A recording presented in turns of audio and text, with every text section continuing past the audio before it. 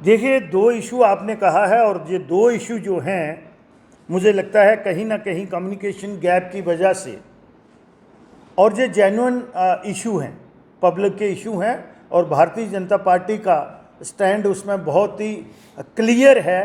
कि हम toll plaza जो है जब तक रोड नहीं है, हम जब सेवा नहीं दे रहे तो शुल्क किस चीज़ का होगा।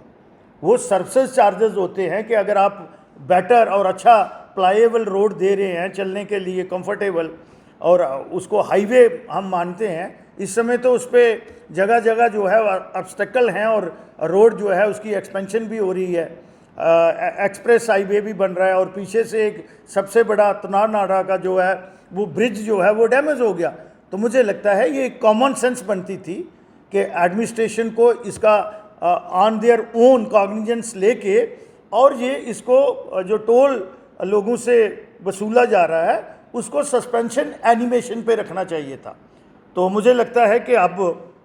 सिविल सोसाइटी और जो दूसरे लोगों की डिमांड है वो जानना है, और हमारा भी यही स्टैंड है भारतीय जनता पार्टी का। और मुझे लगता है कि इसका निदान आज शाम तक या कल तक हो जाएगा। आज एक हाई पावर डेलीगेशन जो है हमारी भारतीय जनता पार्टी का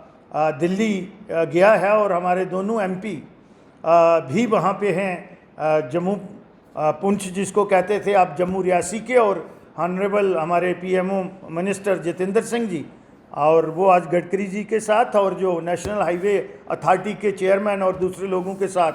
अभी मुझे लगता है कि इस समय उनकी मीटिंग चल रही होगी। तो ये इशू भी मुझे लगता है कि जेन्युइन इशू है और रिजॉल्व होगा। जहाँ तक आपने स्मार्ट मीटर की बात की है, तो वो हम पिछले दिनों माननीय लेफ्टिनेंट गवर्नर साहब से मिले थे, और उससे पहले हम जो इम्प्लीमेंटिंग इंस्ट्रूमेंट्स एजेंसी है, एमडी जो है उनसे, और चीफ इंजीनियर और जो चेयरमैन हैं जिन्होंने ये सारा कंसीव किया है, तो उनके साथ भी हमारी टेक्निकल पॉइंट पे भी और दूसरे विषय पे भी हमारी बातचीत हुई। और उसके बाद हम लेफ्टिनेंट गवर्नर के पास गए, एक जो हमारी यहाँ पे भारतीय जनता पार्टी की एक हाई पावर कमेटी बनाई हुई है,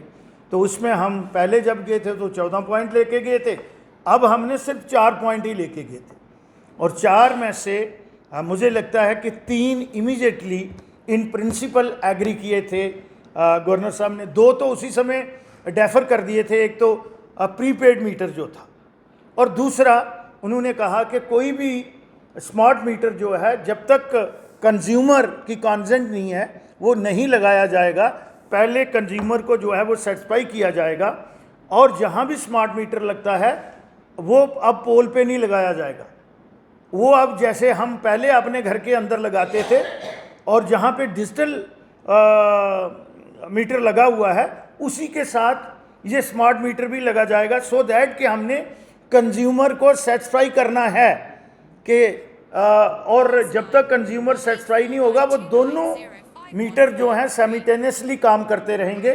तो मुझे लगता है ये भी कंफ्यूजन लोगों को नहीं होना चाहिए।